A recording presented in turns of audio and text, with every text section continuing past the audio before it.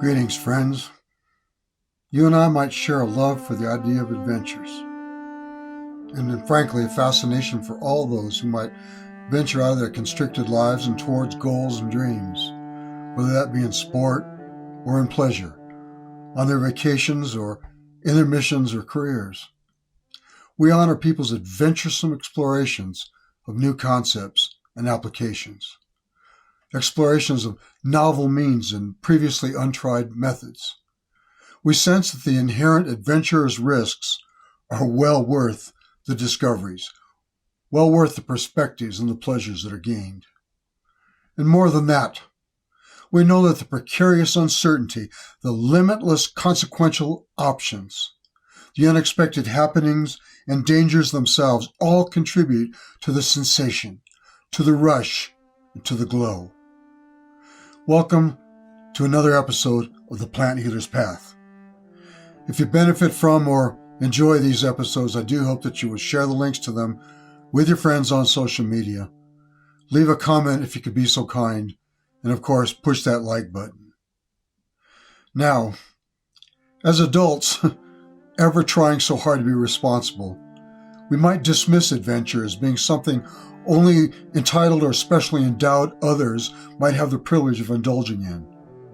We might justify any resistance to adventure that we feel by ticking off to ourselves items like financial limitations or feeling personally ill-equipped. Some might tell themselves that they need to leave it to others to scarily fly beyond the horizons of the known. If so, they will still take vicarious pleasure in the others' retold descriptions, ideally putting to use their newfound insights and their conclusions as best that they can. On the other hand, as children, we're far more likely to refuse to accept that adventure could ever be reserved for anyone else. We didn't believe it entailed any requirements for which we weren't already sufficiently equipped. As kids, we see it not even as an elective or as an option, but rather as a birthright and a necessity, as one of the essential fundamentals of a truly lived life.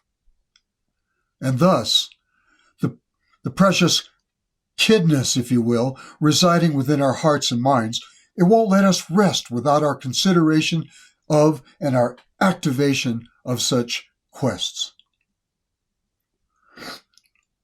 Whatever one's age, it's never too late for an adventure.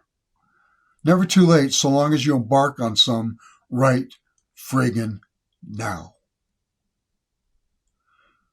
After all, one of the biggest impediments to having adventures is our hesitation, along with the understandable concern about what we might upset or neglect as we turn to follow its siren's call.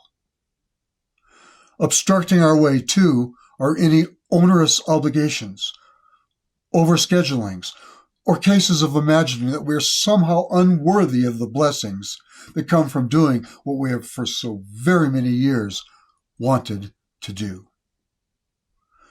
What expressions and experiences might you initiate today and undertake over the coming months if you were to decide to not let anything stop you?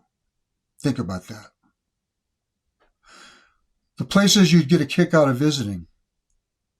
Make a list and then start checking them off. If there's a region you've longed to actually move to, yet you've always found one highly reasonable excuse or another to never act on it, then it's an adventure in the making.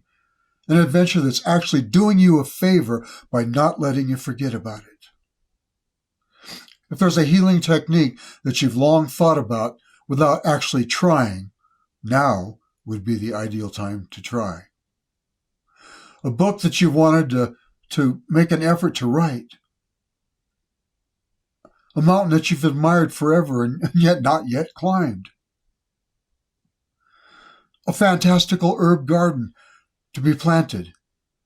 An endangered species in need of a wild-eyed champion like you. Or a fantastic romance to be chanced. That healing practice or shop or online presence that you've yearned to branch out into. They're called business ventures for a reason. And then, maybe one day, One moment, you find yourself slipping sweetly into an altered state in which the elements of reality appear moving or rearranged. Your conscious being repositioned as if at the opening gates of a new life and a defining revelation. All while standing right where you've so often stood, while still doing what you've so often done. And then you have an all-important revelation, a revelation that your life itself may have all been one big adventure. I mean, seriously. You likely haven't taken the easy way in life, I know that. And you damn sure didn't pick the most profitable or the socially sanctioned of careers. Your relationships may have been deep and yet sometimes painful, and yet be fully significant enough to fill much of your ongoing story.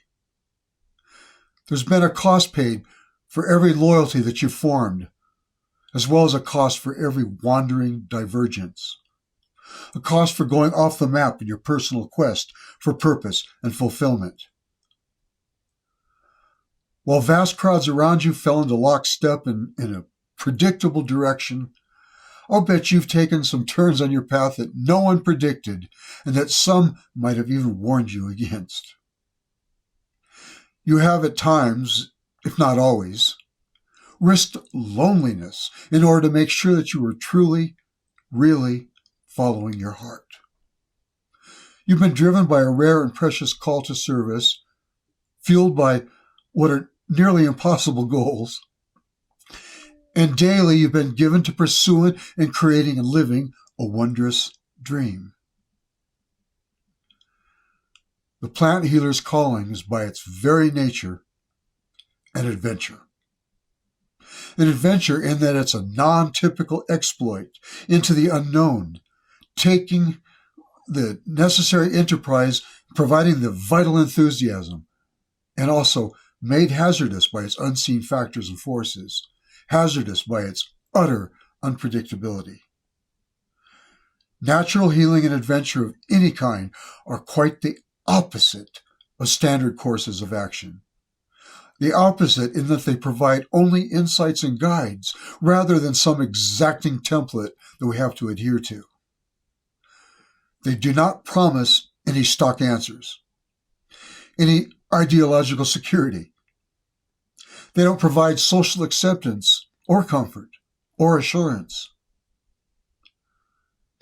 Adventure beckons. It inspires obsession and missions, and it compels great, if sometimes less than practical courses of action.